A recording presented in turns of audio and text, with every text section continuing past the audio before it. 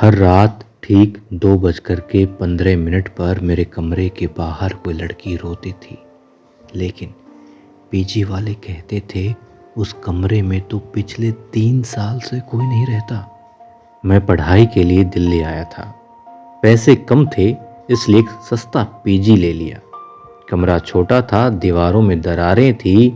कुल मिलाकर के कहें तो पूरा माहौल अजीब था, मगर फिर भी सस्ता था तो ठीक था।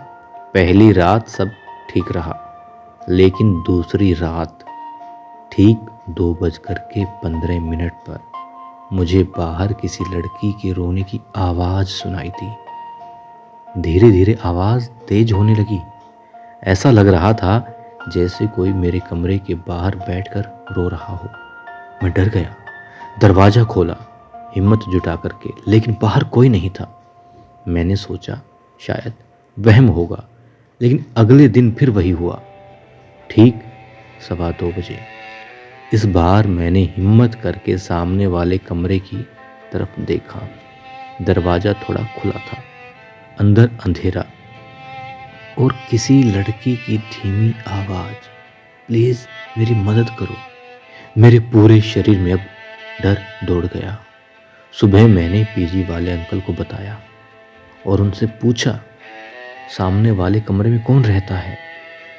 वो कुछ देर चुप रहे, फिर बोले उस कमरे में कोई नहीं रहता। 3 साल पहले वहाँ एक लड़की रहती थी, उसने सुसाइड कर लिया था, लेकिन उसके बाद में कोई नहीं आया और कोई आवाज़ भी नहीं आती है। पहले भी लड़के रहे हैं। मेरे हाथ पांव ठंडे पड़ रहे थे, लेकिन जैसे ही रात हुई मैंने तय कर लिया कि आज सच पता करके रहूँगा। 2:15 बजे फिर आवाज़ आई। इस बार मैं धीरे धीरे उस कमरे के अंदर गया। कमरे में पुरानी चीज़ें पड़ी थी और दीवार पर एक फ़ोटो, उस लड़की हो शायद। फ़ोटो के पीछे लिखा था माँ, मैंने चोरी नहीं की। मैं समझ गया मामला कुछ और था।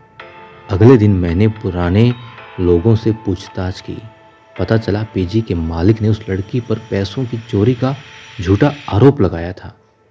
सबने उसे बदनाम किया और मजबूरी में उसने अपनी जान दे दी। मैंने ये सच सोशल मीडिया पर डाल दिया। कुछ ही दिनों में खबर वायरल हो गई। पीजी मालिक गिरफ्तार हो गया। उस रात, उसकी गिरफ्तारी के बाद जो रात आई, ठीक 2:15 पर मैं फिर जागा, लेकिन इस बार रोने की आवाज़ नहीं आई, सिर्फ एक धीमी सी मुस्कुराहट और थैंक यू।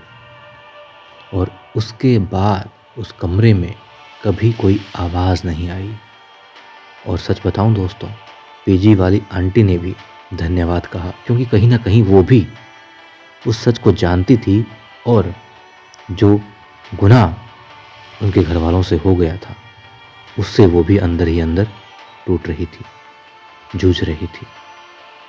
खैर, उसके कई महीने तक मैं फिर वहाँ पीजी में रहा और कोई आवाज़ किसी प्रकार की नहीं आई।